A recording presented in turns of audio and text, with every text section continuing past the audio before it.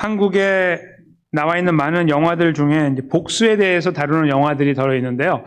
한 감독이 이렇게 세 개를 만든 건 이 사람이 처음이죠. 박찬욱 감독이라고 하는 명 감독이 있죠. 2002년에 복수는 나의 것이라고 하는 화면의 오른쪽에 있는 영화를 만들었고, 그 다음에 올드보이라고 하는 영화를 만들었고, 그리고 2년 뒤에 친절한 금자씨라는 영화를 만들었어요. 제목 저 두 개는 모르시더라도 친절한 금자씨는 이름이 굉장히 독특하기 때문에 안 보셔도 다 아시는 영화가 아닐까 생각은 드는데요. 근데 저게 내용과 다르게, 저 얼굴 생김새와 다르게 아주 잔인한 복수를 담고 있는 영화죠. 그래서 이제 이 세 가지가 복수 영화 시리즈라고 불러요. 그리고 이제 실제로 상도 많이 받았고, 그래서 한국뿐만 아니라 미국에도 영향을 미쳐서 올드보이는 미국판으로 나오기도 했어요. 미국 사람들이 판권을 사가지고 그래서 영어 버전으로 만들었죠. 올드보이를. 그 정도로 굉장한 인기를 끈 영화예요. 근데 이 영화들이 갖고 있는 내용은 뭐냐면, 뜻하지 않은 억울한 일을 당한 사람이 법의 심판을 받지 않는 악인을 징벌하는 거예요. 스스로 찾아가서 복수를 하는 거죠. 그래서 복수 시리즈라고 부르는데, 복수 시리즈를 보다 보면 특별히 이제 좀 마지막 판이었던 친절한 금자씨 같은 걸 보면은 매우 잔인하거든요. 굉장히 잔인해요. 제가 여기서 입을 다물 수 없을 만큼 잔인하기 때문에. 이걸 보면 사람들이 아유 그래도 너무 심하게 만들었어. 복수는 나의 것은 그렇다 치고 올드보이도 그렇다 치는데 저건 너무 심해라고 평가하는 분들이 더러 계셨어요. 영화 평론가들도 그랬고 일반적인 사람들도 그랬는데 저는 그렇게 생각하지 않았습니다.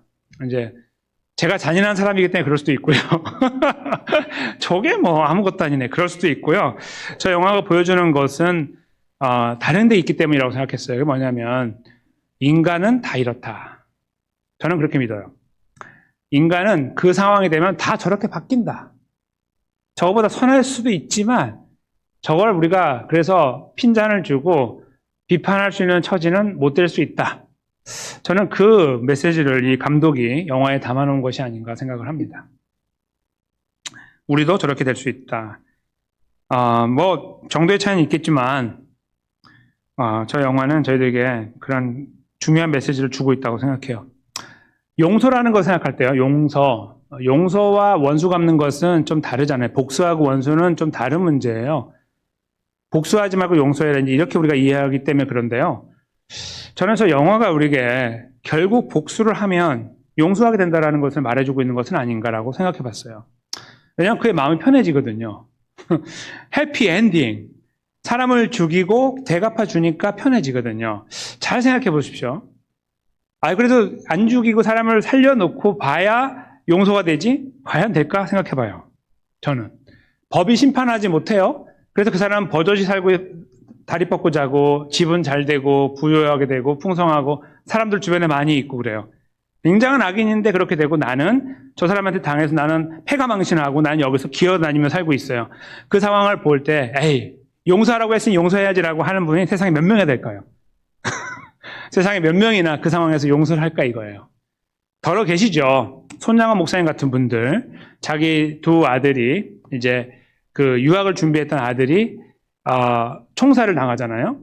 이제 친구에 의해서 공산당에 가입한 친구에 의해서 총살을 당했을 때 그 아들을 양자로 삼죠. 나중에 그 아들이 목사가 되고 이런 놀라운 일들도 있지만 그 이야기도 그렇게 오래 가지 않아요. 이제 그 후손으로 가다 보면 나중에 이렇게 문제가 생기고 막 그렇게 되거든요. 인간이 만들어낸 역사는 항상 문제가 생겨요. 근데 되게 고귀한 스토리예요. 저희는 그런 사랑을 보면 놀라죠. 그러나 보편적으로는 그렇지 못해요. 보편적으로는. 어제 내 아들을 죽인 아들을 내가 양자로 삼아? 말도 안 되지. 누가 그렇게 말하면 당신이나 그렇게 하시오라고 하겠죠. 그런 것이 우리의 반응이에요. 그래서 용서라는 것은요, 정말 진짜 용서라는 것은 원수 갚는 거, 복수 없이는 쉽지 않다. 그걸 저희가 생각하게 돼요. 그 영화도 말해주는 거고, 저희 삶을 돌아봐도 적어도 저는 그렇게 생각합니다. 너그럽지 못해서. 반은 용서할 수 있는데, 저기서 버젓이 잘 먹고 잘 살면은, 속이 막 뒤틀려가지고, 반은 남겨놔야 될 것 같아요. 오늘 저희가 이 보는 본문 속에요, 등장하는 내용은 하나님께서 이렇게까지 잔인할까라는 내용을 담고 있어요. 저희가 훅 지나가서 모르는 부분이지만 제가 짚어드리면 아시게 될 건데요. 이 하나님의 잔인함을 여기서 드러내면서 우리들에게 무엇을 말씀하고 계시는 건가 좀 생각을 해봤으면 좋겠어요. 자비로우신 하나님이시고 사랑의 하나님이신 이분이 이스라엘 향해서 하시려고 하는 계획에 대해서 들을 때 우리는 깜짝 놀랐는데 그 말씀을 하시는 하나님의 마음을 한번 헤아려 보면 좋겠다 생각이 들어요. 그러니까 표면에 있는 이야기 말고 이 말씀을 하시는 오죽했으면 이 말씀을 하시는 하나님의 마음, 그걸 저희가 한번 여기서 느껴봤으면 좋겠고 그것이 저희들에게 놀라운 에너지를 줄 거라고 생각해요. 놀라운 에너지. 어떤 의미에서 그럴까요? 여러분의 삶과 제 삶에. 그건 저희가 말씀을 상고하면서 살펴보겠습니다. 저희가 이제 그 호세아서가 맞춰가고 있는데요. 지금 이때쯤이면 시간적으로 보면은 BC 723년쯤 돼요. 예수님 오시기 한 723년 정도쯤에 역사에 기록되어 있으니까, 역사 사건이니까 그때 정도 돼요. 지금이. 점점 이제 멸망으로 가요. 2년 뒤면 망하거든요. 721년에 망해요. 거꾸로 가잖아요. BC는 거꾸로 이렇게 올라오죠. 숫자가 작아지는 게 커지는 거잖아요. 그러니까 723에서 21로 줄어들면 이제 망해요. 한 2년 남은 거예요. 지금 간들간들 하고 있는 상태에서 쓰여진 거다. 이렇게 보시면 되겠는데, 저희가 요 앞부분 좀 오래됐어요. 제가 다른 말씀을 나누었기 때문에 요 앞부분 내용이 좀 오래됐기 때문에 기억이 안 나실 수 있는데, 그때의 앞에 내용은 뭐냐면 이스라엘이 하나님께 죄를 졌는데, 이게 잽 날리는 건 말씀드렸죠. 잽. 그렇죠? 기억나시죠? 잽을 이렇게 날리는데, 탁탁 날리는데 반응이 없어. 이렇게 해도. 그래서 나중에 세게 한번 때렸는데도 반응이 없어. 하나님 별거 아니네 하고 계속 죄를 짓는 형태를 보여주고 있다. 그게 이제 이 앞부분이었어요. 그 내용 기억나시죠? 그래서 에라 모르겠다 그냥 죄 짓자 이렇게 사는 것이 그들의 모양이었다. 그걸 이제 저희가 읽으면서 마음 아파했는데 그거에 대한 반응이라고 볼 수 있어요. 오늘은 하나님의 음성, 호세아를 통해서. 그것이 무엇이냐면요. 하나님께서 이제 이렇게 시작하는 거예요. 너 여기 앉아봐. 여기 앉아. 그리고 이제 딱 이야기하는 거예요. 4절에. 너 기억나니? 애굽에서 이야기. 이렇게 시작하는 거예요. 그러나 애굽 땅에 있을 때부터 나는 너의 하나님이었어. 먼저 이렇게 말하고. 그리고 다른 신들은 없었고 나밖에 없었고 그리고 나밖에 구원자가 없었어라고 옛날 이야기를 꺼내는 거예요. 시간적으로 보면 이렇게 돼요. 얼마쯤 전이냐면 이 사건은 약 800년 정도 전이에요. 출애굽 사건은 약 1500년 BC거든요. 그 어라운드쯤 돼요. 조금 더 빠른데 그래도 그 어라운드라고 치면 지금 한 700년이니까 한 800년 지난 거예요. 한 800년 지났기 때문에 저기 기억할래야 기억할 수 없는 저기 옛날 이야기예요. 미국 역사보다 한 4배 정도 길고 그렇죠? 조선 역사보다 거의 2배 가까이 되는 시간이에요. 한국에. 굳이 따지자면. 엄청난 긴 역사예요. 상상을 초월할 만큼. 그 역사 저 끝의 이야기를 갑자기 꺼내시는 거예요. 그러면서 내가 너희를 구원했다라고 이렇게 말씀하고 계시는 거. 고리타분한 이야기 같지만 제가 이따 말씀드리겠지만 이게 왜 중요한지. 근데 그렇게 시작하시는 거예요. 여기 앉아봐. 일로 와봐. 여기 앉아봐. 내가 누구냐면은 내가 너를 애굽에서 구원한 그 구원자야. 이렇게 이제 하는 거예요. 그때 나밖에 없었어. 그리고 그게 다가 아니라 그 다음에 애굽에서 나온 다음에 광야에 40년을 지날 때 내가 너를 잘 알고 있었어. 좀 다른 말로 바꾸면 이거 의역한다면 내가 너희를 다 먹여왔어. 40년 동안. 이제 그런 말이라고 볼 수 있어요. 그러니까 구해놓고 끝난 게 아니라 살아갈 수 있는 환경을 만들어줬어. 이렇게 그런 의미로 이제 해석이 될 수 있는데 그래서 그들이 이렇게 받아 먹었어요. 쭉쭉쭉 받아 먹고 나서 가나안 땅에 들어와 살잖아요. 이렇게. 그러면서 이제 6절이 시작되는 거예요. 먹고 배부르고 등 따신 상황이 됐죠. 먹여준 대로 배가 불렀고 배가 부르니 그들의 마음이 교만했다. 이로 말미암아 나를 잊어버리는 데까지 이렇게 되었다라고 쓰고 있는 거예요.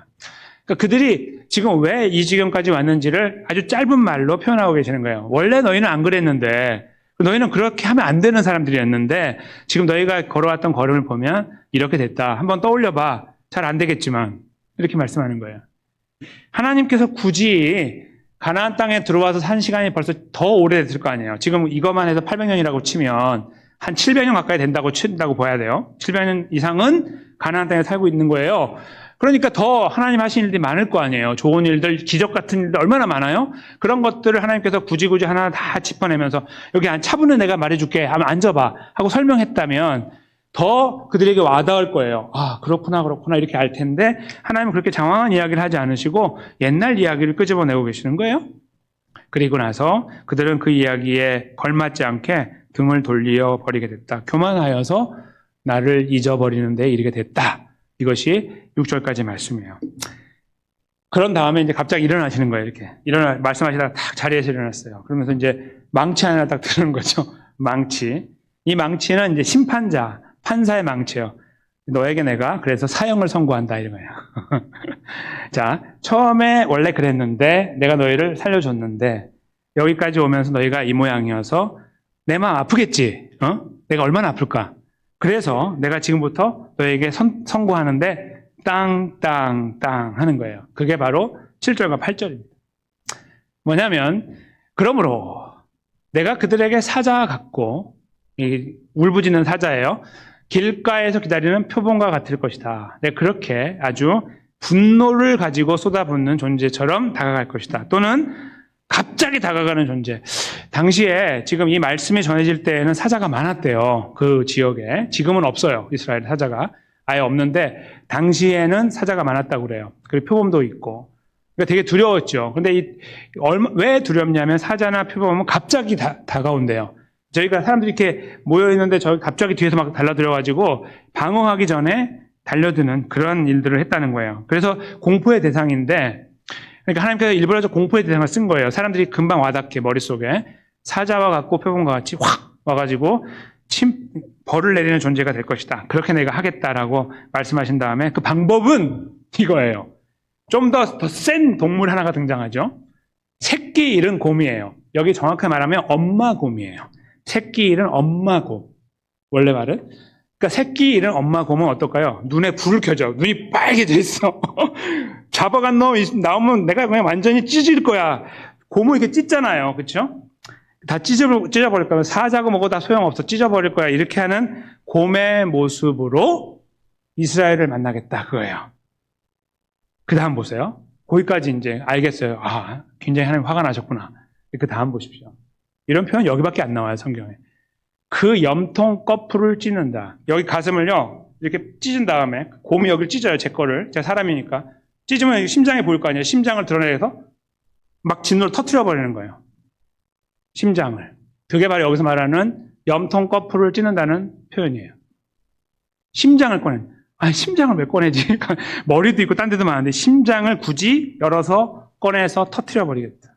찢어버리겠다. 이거예요. 거기서 암사자같이 그들을 삼켜버리겠다. 다 먹어버리겠다. 들짐승이 그들을 찢을 것이다. 내가 찢어놓고 나면 그들이 그렇게 들짐승의 밥처럼 남겨지게 될 것이다. 이렇게 표현했어요. 그러니까 하나님의 엄청난 진노가 표현되고 있는 부분이에요. 하나님이 은혜의 하나님, 사랑의 하나님이신데 조금 너무 많이 나가신 것 같죠? 어떻게 생각하십니까? 여러분과 제가 어떤 사람이나 대상을 많이 사랑하면 그 사람이 계속 사랑스러운데 사랑의 관계가 바뀌어질 때 그 분노와 치밀어 오는 이 감정들은 비례하죠, 비례. 사랑을 100 했으면 분노도 100이에요. 조금 한 10 정도 사랑해서 100 중에 10. 그냥 뭐 있어도 되고 없어도 그러면 그냥 10밖에 없어요. 배신하면 아유 원래 그런 인간이야 뭐 이렇게 바뀌죠. 그러나 우리가 거기에 온 힘을 다해갖고 왔어요. 100을 내가 100인데 110을 들여서 왔다고 해봐요. 근데 그가 확 바뀌었어요. 나를 막 힘들게 하고 막 어렵게 만들고 좌절하게 만들고 막 그래요. 원수가 돼버려요. 그러면 어떻게 하죠? 저희는 그리스도의 사랑으로 품어야죠. 말씀은 맞습니다. 네, 여러분과 저는 어떻게 생각합니까? 120으로 갚아야지. 적어도 120은 갚아야 돼. 내가 쏟은 게 110이니까 이렇게 되는 거죠. 지금 여기에 하나님의 이 잔인한 표현을 잘 보면 하나님의 마음이 나와요. 하나님은 지금까지요. 곰이나 사자나 표범이 달려드는 것을 막아내는 목자의 역할을 해왔어요. 그들에게. 그들을 구원하셨고 이 강에 머무는 동안에 그런 은혜를 공급하는 존재로 계속 거기 계셨잖아요. 그래서 목자처럼 그걸 방어하는 존재로 여기까지 걸어오셨거든요. 근데 이제는 그거를 반대로 하는 거예요. 너무 무섭지 않으세요? 그동안에 계속 보호해주다가 이제 등을 돌렸는데 그냥 등을 돌려 떠난 게 아니라 직접 그들을 원수를 갖고 찢는 그 역할에서 선봉에 서는 거예요. 다 비켜 내가 할 테니까 이렇게 된다고 생각해 보세요. 얼마나 무서워요. 그렇죠? 하나님의 그 무서움, 두려움도 나타나지만 그리고 그 진노가 얼마나 컸는지도 나타나지만 하나님의 사랑이 나타나는 거예요. 이만큼 사랑하셨구나. 얼마나 사랑하셨으면 심장을 꺼내서 터뜨린다고 하실까. 저렇게 잔인한 표현을 쓰시면서 하나님께서 이렇게 내가 가만두지 않겠다라고 말씀하시는 거예요. 그들을 향한 사랑 때문이죠. 그냥 한번 하나님께서 벌을 내리지 않으시니까 처음에는 두려워했는데 나중에 잽잽 날리다가 스트레이트 날리는 것처럼 어퍼컷 막 날리면서 훅 날리면서 재밌어 하나님 그냥 그렇게 갖고 놀아도 돼. 뭐 하나님 누구한테 뭐 했는데 나 들어본 적도 없는데 너 벌 받은 거 있어 없어? 나도 없는데 그거 봐 없어 다 거짓말이야. 이렇게 하면서 살아가고 있는 그들이 그렇게 마음 정하고 가고 있는데 그들을 바라보면서 하시는 말씀이에요. 너 일로 와봐. 그냥 날리는 게 아니라 이야기를 해요. 내가 널 정말 사랑했고 나밖에 없었어. 너희가 근데 배부르더니 배은망덕하게 됐어. 그래 내가 센텐스를 내리는데 내가 지금 여기서 선고를 내리는데 너희는 다 사망이야. 이렇게 말씀하시는 이 과정. 거기서 그걸 직접 하셔야 되는 하나님의 마음을 저희가 헤아리면 눈물이 나죠. 그렇죠? 그걸 직접 하셔야 되는 거. 이건 단순히 어떤 개인의 감정 문제가 아니에요. 미워하는 거 어떤 그런 것이 막 치밀어 올라가고 쏟아붓는 어떤 그런 감정의 문제가 아니라 잘 생각해 보면 그 모든 과정을 혼자 하시는 거 하나님께서 그걸 생각해 보면 이 무게가 얼마나 클까라는 걸 느끼게 돼요. 이 망치를 때리는 것이 얼마나 힘들었을까. 자기 가슴을 치고 본인 심장을 꺼내 터뜨리는 것처럼 힘들지 않으셨을까라고 생각을 해보게 돼요. 이 말씀은요. 아까 말씀드린 것처럼 2년 뒤에 이루어졌어요. 그래서 북쪽 이스라엘은 멸망해버렸어요. 북쪽의 아수르로 인해 721년에. 그런데요. 이스라엘 백성들, 남쪽에 사는 사람들은요, 그때로부터 100년 좀 넘게 더 존재하다가,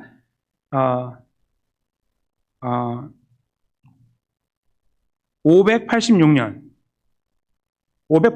586년에 그들이 망하거든요. 그러니까 한 100년 좀 차이 나죠? 140년, 이렇게. 그 정도 차이 나는 시간을 더 버텨요, 남쪽은. 그러다가 이제 더 큰 나라인 바벨론에 의해서 망하게 되는데, 70년 후에 돌아온단 말이에요. 여기에서요, 사람들이 오해를 해야 하는 거예요. 하나님께서 이스라엘을 이렇게 벌하시겠다고 하고, 그냥 완전히 없애버리겠다고 한 이 진노의 말씀에 대해 두려워하고 있는데, 한 100년, 200년, 한 200년 정도 지나고 보니까 다시 회복되고 있는 거예요. 왜냐면 남쪽이 살아났으니까, 남쪽이 돌아왔으니까 다시 회복이 된단 말이에요. 다시 자녀를 낳고 이렇게. 그 후손이 지금 이스라엘 아니에요. 그렇게 되는 거 보면서, 에이, 아니네. 에이, 다 없앤다고 심장을 꺼내서? 에이, 아니네. 역시 아니었어. 라고 이야기하는 상황이 만들어진 거예요. 역사 속에서 보면. 아시겠죠? 그러니까 지금 이 사건 이후, 이 말씀 이후에 2년 뒤에 사건이 벌어지고, 그런데 나중에 더 시간이 지난 다음에 보니, 하나님이 이렇게 말씀하신 것도 그냥 겁박이었구나. 겁주려고 하고 끝난 거였네. 라고 하는 말씀으로 치부될 정도로 하나님께서는 은혜를 베풀어 주셨어요. 이스라엘에게, 남쪽 이스라엘. 그래서 그들이 다시 하나가 돼서 이렇게 한 나라로서 이제 성장하게 되었단 말이에요. 저는 이 과정에서요, 역사의 과정에서 이스라엘 백성들, 이제 이 사람들 말고 남쪽에 살던, 결국 다 이스라엘이죠. 그들 안에 놓치고 있는 중요한 사실 한 가지가 있다고 생각해요. 그게 뭐냐면, 하나님께서 인내하고 계시는 거예요. 지금은요, 700년대잖아요. 지금 700년대죠? 지금으로부터 거꾸로 올라가면 이제 720년 지나면은 AD가 되는 거예요. 예수님 오시는 때가. 정확하게 그때는 아니지만, 그때가 된단 말이에요. 하나님께서, 오늘 여기에서 표현하고 있는 이 방법하고 약간은 표현은 다르지만, 아주 이상한 사건 하나를 만드셨어요. 약 750년 지났다고 하는 게 맞겠죠? 720년이 아니고 한 30년 더 붙어갖고, 왜냐면은 예수님이 그때 돌아가셨으니까요. 그러니까 이때로부터는 한 750년, 지금으로부터는 한 2000년 전 이렇게 되는 거예요. 그때가 이제 그 포인트가 되겠죠? 예수님께서 십자가에 돌아가셨거든요. 근데 여러분과 제가 깊이 생각하지 않는 한 부분이 있는데 제가 이제 읽어드리고 설명을 좀 드리려고 그래요. 이거는 의학적으로 이제 여러 가지 의견들이 있는데요. 되게 좀 비슷해요. 근데 요한복음 19장 33절 제가 여기에 못 적어놨어요. 제가 그냥 읽어드릴게요. 그중 한 군인이 창으로 옆구리를 찌르니 곧 피와 물이 나오더라. 이렇게 기록되어 있어요. 요한복음에만 나오는데요. 요한복음 19장 34절이에요. 하나님께서 요한을 통해 이 말씀을 기록한 거에 진의는, 진짜 그 의도는 뭐냐면 예수님은 참 사람이었다는 거예요. 완전한 인간. 그래서 피와 물을 흘리는 모든 사람과 같이 그런 존재였음을 증거하고 있는 사건으로 저희는 이해를 하거든요. 보편적으로. 그게 맞아요. 그게 중심이에요. 그런데 피에르 바르베르라고 하는 불란서 의사가 있어요. 그 피에르 바르베르는 어떤 일을 했냐면 이제 살아있는 짐승들 이렇게 찔러가지고 죽이는 이제 그런 거 실험을 했어요. 심장 찌르는 거. 좀 잔인하지만. 근데 이게 왜 이걸 했냐면, 이거 크리스천인데 이분이. 예수님의 죽음에 대한 이해를 하고 싶은 거예요. 의사로서, 의학 박사로서. 그게 뭐냐면, 예수님이 왜 요한을 통해서 피만 흘렸다고 말해도 다 되는데, 피와 물이라고 이야기했을까? 라고 생각하고 연구를 한 거예요. 근데 그가 연구한 바에 따르면, 이제 극심한 고통을 당하고 있는 상태에 막 몸이 다 꺾이고 막 이렇게 되잖아요. 이렇게 매달려 있으면 숨도 못 쉰다고 그래요. 이게 숨이 여기서 왔다 갔다 하잖아요. 이게 내려가가지고 올라오지 않는데요. 그러니까 이게 마시는 건 내뱉지를 못하는 거예요. 그래서 죽는다는 거예요. 호흡곤란이 찾아와가지고 그런 것들이 복합적으로. 그런 상태가 되면, 오래되면 여기 이제 물이 고이는 거예요. 심장 옆에. 근데 거기를 팍 찌르면 심장이 터져서 물이 나오면서, 피가 나오면서 물도 함께 나오는 거예요. 옆에 있는 거니까. 요게 지금 이분의 아이디어이고요. 요게 거의 비슷해요. 다른 의사들도 비슷하게 말해요. 찌르면 터지고 그 창 끝을 따라서 물이 쫙 나오는 거죠. 이렇게 물과 피가 동시에 흐르는 거죠. 구별돼가지고 나눠져가지고 이렇게 되는 거예요. 그걸 이제 이분이 나름 주장을 했어요. 논문에서. 자기가 이제 그런 여러 가지 실험을 통해서 나온 결과라고 하면서. 그래서 이제 학자들은 이 의견에 대해서 굉장히 의미를 두고 있습니다. 그러나 더 중요한 것은 그게 진짜 의학적으로 맞아, 이게 중요한 게 아니라 저희는 그런 과학적인 것보다 더 중요한 걸 보거든요. 그거는 바로 예수님은 참 인간이시고 참 사람이었다를 봐요. 여기에서. 그럼에도 불구하고 예수의 심장에 관련된 문제라는 것을 제가 이제 말씀드리는 거예요. 이거 찔른 사건은 그냥 옆에 찔러갖고 어디 다른 장기를 건드려 나온 게 아니라 심장 쪽으로 직접 올라갔다. 왜냐하면 옆구리가 이쪽으로 올라갔으니까. 그렇게 보는 것이 의학적으로 합당하다. 이렇게 생각해요, 저는. 그렇게 봤을 때에 오늘 본문하고 이어지는 거예요. 여기서 무엇이 보이시죠? 하나님이 왜 750년 정도를 이 이야기를 거기 대충 끝내버리고 완결 지어셔가지고 이스라엘 아예 없애버리는 어떤 그런 과정으로 이야기를 종결하고 새로운 민족을 택해가지고 구원의 이야기를 써내려가지 않고 계속 이어가셨을까? 하나님의 인내하심과 사랑과 자비하심 때문이죠. 근데 그것을 없애버린 게 아니었던 거예요. 그렇게 할 거야. 너네 다 그렇게 할 거야. 라고 말씀하신 것을 꾹 참고 있었던 거죠. 그리고 750년 지난 다음에 십자가에서 그 일을 이루신 거예요. 누구에게요? 사랑하는 독생자 예수 그리스도에게. 저 의미 없고 가치 없는 인간들에게가 아니고 다 하나하나 불러다가 다 찔러야 되는데, 그렇게. 아니면 다 그냥 공 앞에 세워놓고 다 발가벗기고 찢어갖고 다 터트려 죽여야 되는데, 그렇죠? 그 잔인함을 바라보면서 거기에서 하나님께서 이렇게 평안을 느끼셔야 되는데, 그렇죠? 위로를 받고 그걸 홀드하시고요. 저렇게 안 죽이시고 결국 750년이라는 시간을 기다리신 거예요. 그리고 십자가에서 단칼에 그를 베어버린 거죠. 굳이 안 해도 돼요. 이미 돌아가셨거든요. 근데 굳이 찔러요, 그거를. 그 성경을 잘 보세요. 딱 보니까 양평 강도는 살아있어요. 막 숨쉬고 막 이러니까 다리를 꺾어서 죽였어요. 다리를 꺾으면은 왜 죽냐면은 다리 꺾어서 놀래서 죽는 게 쇼크사인 줄 알았는데, 저도 의학적으로 어떻게 되냐면 꺾으면 이 다리가 밑에 단대요. 이렇게 다 있어요. 이렇게 받침 같은 게 있어갖고 다리가 다 있어야지 이게 매달려가지고 숨을 쉴 수 있대요. 조금이라도. 다리가 없으면 완전히 이렇게 내려가잖아요. 그러면은 이 가슴판이 내려가기 때문에 호흡이 안 돼서 그냥 바로 죽는 거예요. 그래서 그걸 붙잡아주고 있는 거거든요. 그러니까 사람들이 더 고통스러워 하는 거예요. 이거를 못을 박아서 빼지도 못하고 우리 그렇게 죽이거든요.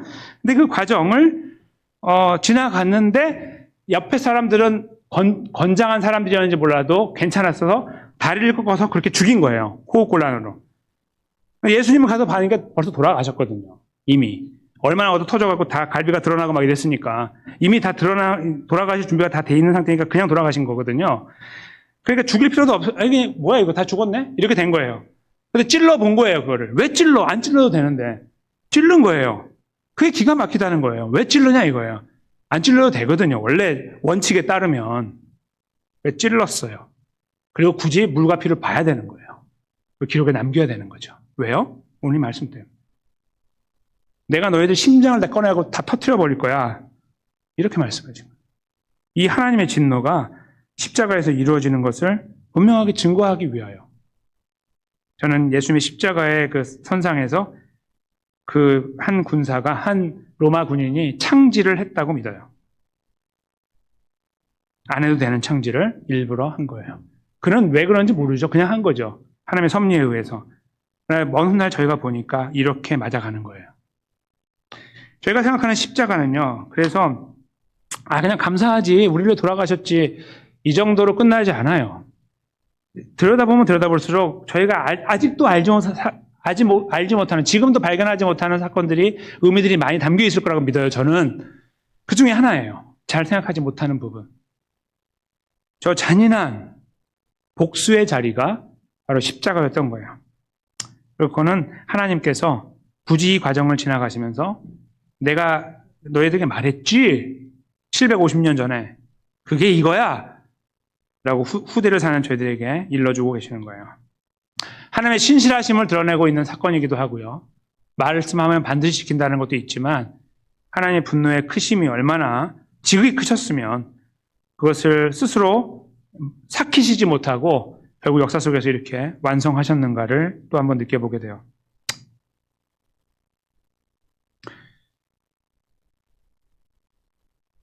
근데 저는 여기서 한 가지만 더 생각해 보려고 하는데요. 이 하나님의 잔인하심에 대한 결과로 이제 저와 여러분이 구원받은 것을 생각하지만 또 하나가 뭐냐면 이스라엘 백성들에게 하나님께서 처음 대화를 시도하실 때에 애굽 이야기를 한 거, 출애굽 이야기를 하신 거에 대한 거예요. 출애굽은요, 그들에게 굉장히 큰 의미가 있어요. 그 이스라엘 백성들에게 거의 500년 정도 시간을 지나면서 거기서 그들은 죽은 줄 알았어요. 괜히 자기 그 제일 조상이 아브라함이지만 아브라함과 이삭은 거기 없었고 야곱이 같이 내려갔죠.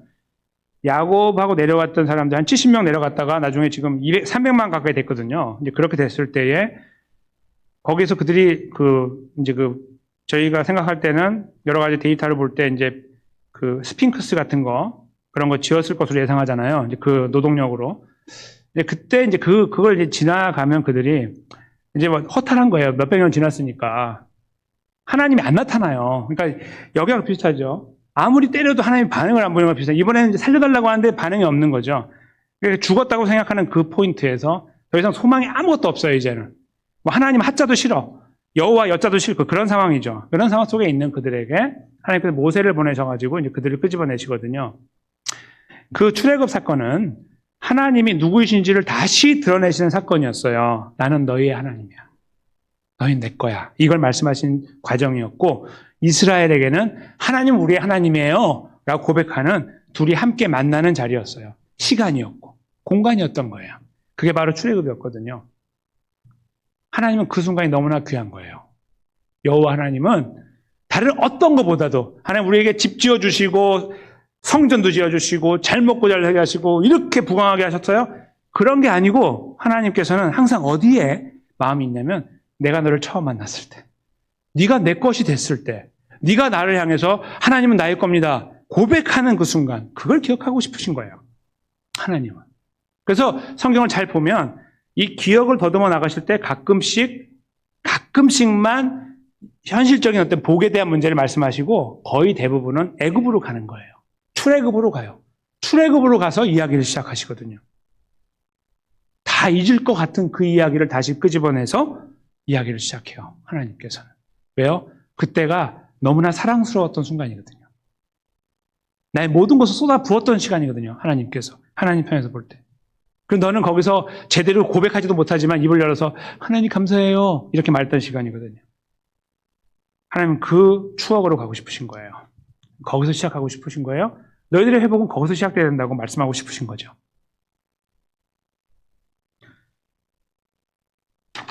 이스라엘 백성들은 그것을 잊고 살았고 그 망각 속에는 여러 가지 이유들이 있었는데 가나안 땅에 살아봤어야 알지. 들어왔는데 농사짓기 바쁘고 그러니까 먹고 살기 바쁘니까 대충 묻어가는 거예요 라고 하면서 하나님도 저를 이해해 주셔야 돼요. 이렇게 사는 거 뭐 하나님이 응답도 안 해주고 하니까 나 이렇게 살아요 라는 수만 가지 이유들을 갖고 있는 그들이 그 이유를 가지고 하나님 앞에 서서 죄송합니다 하나님, 망각해서. 이렇게 말할 수 있거든요.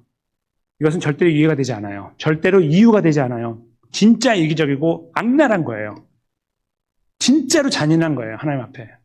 왜냐면요, 인간은요, 자기에게 필요한 것은 반드시 기억하거든요. 특별한 어떤 증세나 병세가 있어가지고 기억하지 못하는 상황이 아닌 이상 우리는 기억합니다. 원수도 기억할 수 있고요. 더 중요한 거, 은행 구자 알고 있어요. 그리고 은행 구자 알고 있고, 어카운트 넘버. 그리고 비밀번호 알고 있어요. 아, 나 기억을 못해서. 적어놨을 거 아니에요. 우린 그렇게 살아요. 무슨 말씀인지 아시겠죠? 다 핑계라는 거예요. 하나님, 제가 하나님 봐갖고, 하나님, 이 은혜는요, 그냥 가끔씩 그냥 주일에 와서 기억하든지, 그것도 너무 많으면 한 달에 한 번 정도 기억하든지, 성찬식 할 때 기억하든지, 뭐 그러면 되는 거 아니에요? 라고 하는 우리들의 말도 안 되는 변명 앞에 하나님은 그래서 가슴을 쓸어내리고 계시는 거예요, 이렇게. 그들도 그렇게 했고요, 이들도. 그들에게 다시 기억나게 하시는 거예요. 그때 그 순간에. 내가 너를 정말 사랑했던 그 순간 기억하니? 라고 하시는 거고, 이 말씀을 저에게 동일하게 주고 계시는 거예요. 너희 그 순간 알고 있지? 내가 너를 처음 만났을 때. 너를 내 앞에서 눈물을 흘리며 아버지밖에 없습니다. 너무 감사합니다. 이렇게 기도했던 그 시간이 있잖아. 그거라고 말씀하는 거예요.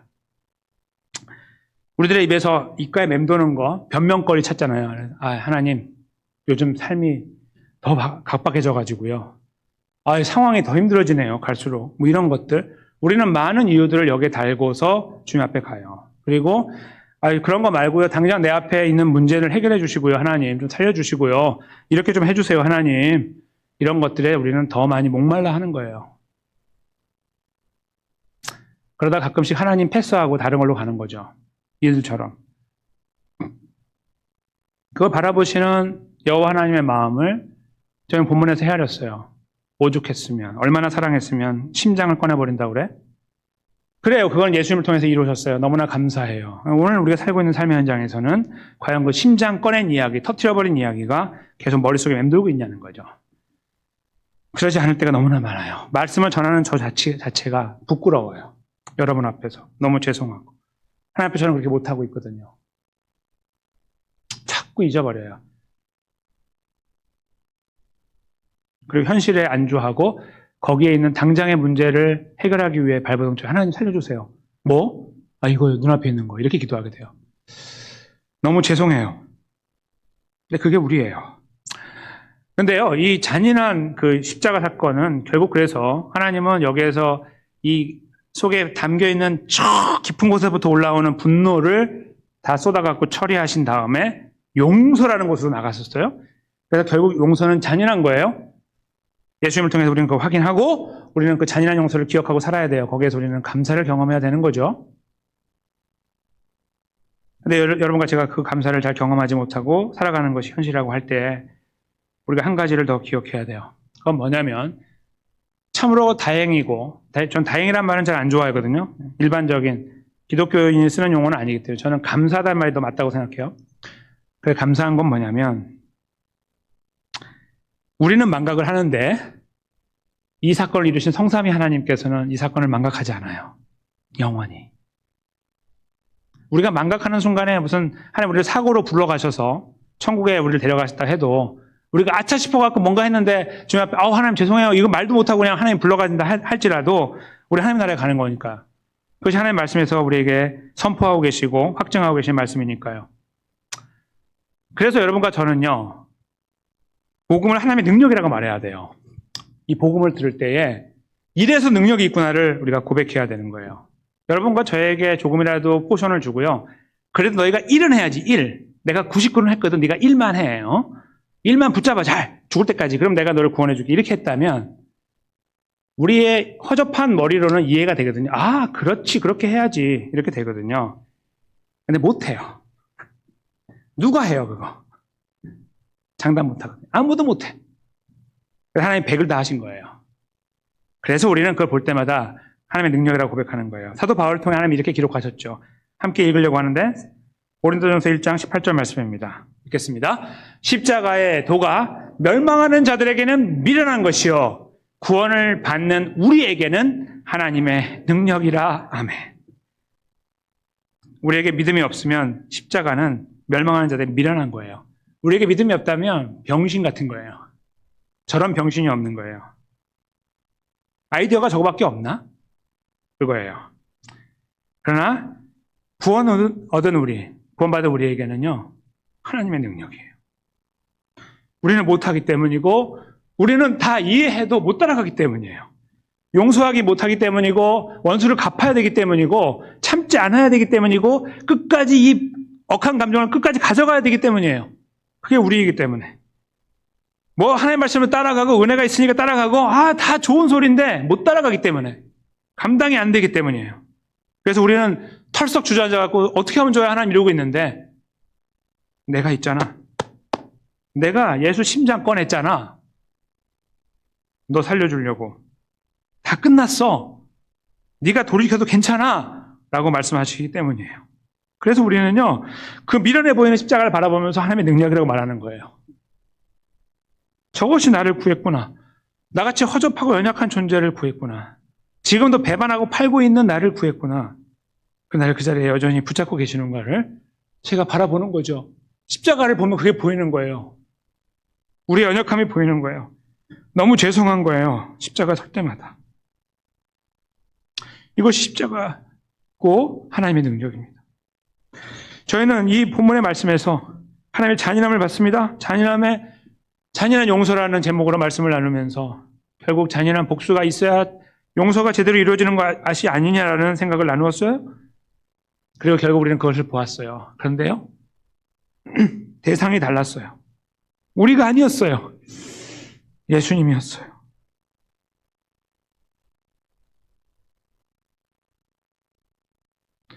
지금도 우리를 사랑하고 계시고 우리에게 말씀하시고 우리를 위로하고 계십니다. 우리 삶이 너무나 어려워서요. 하나님 살려주세요. 도와주세요.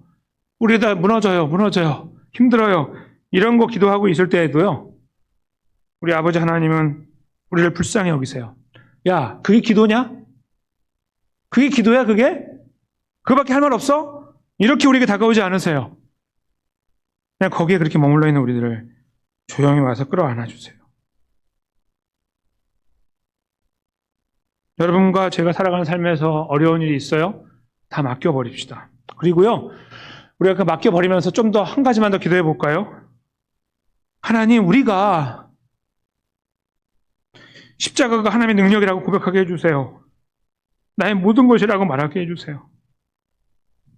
우리가 이렇게 기도했으면 좋겠어요. 진실로 그런 삶을 살아가게 해달라고.